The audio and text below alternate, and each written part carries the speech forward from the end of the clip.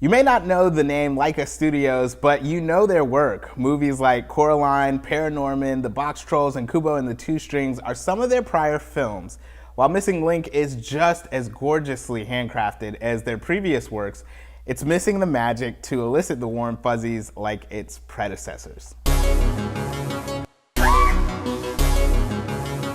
Sir Lionel Frost is voiced by Hugh Jackman. He's an explorer and investigator of myths and monsters in the age of global exploration. He is fearless in his quest to find these creatures, but can't seem to keep an assistant in doing so. After his latest assistant walks out, he receives a letter from Mr. Lynx, voiced by Galifianakis, who turns out to be Bigfoot. With the West being conquered by pioneers in North America, Mr. Lynx desires to find his long-lost relatives, the abominable snowmen in Shangri-La. Not knowing how to get there, Frost and Lynx visit Adelina Fortnight, voiced by Saldana, a widow whose husband possessed a map to the mythical place.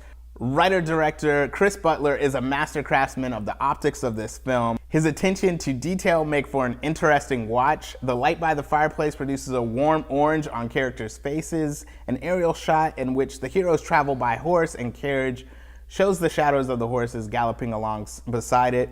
And the facial movements of the characters are so spot on that you can't help but be swept away by the performances. The marriage between the actor's delivery of lines to the crafting of their animated image is absolute perfection. There's this grandmother the cast meets in the way to Shangri-La, who is perhaps the funniest character in the film, but Butler shows her with a constant head trimmer, and it's such a small detail, but it makes her character so authentic. The craftsmanship of the film must be honored. Now, while the visuals and voice acting is amazing in this film, the story is just plain dull. The screenplay doesn't rise above stereotypical fare.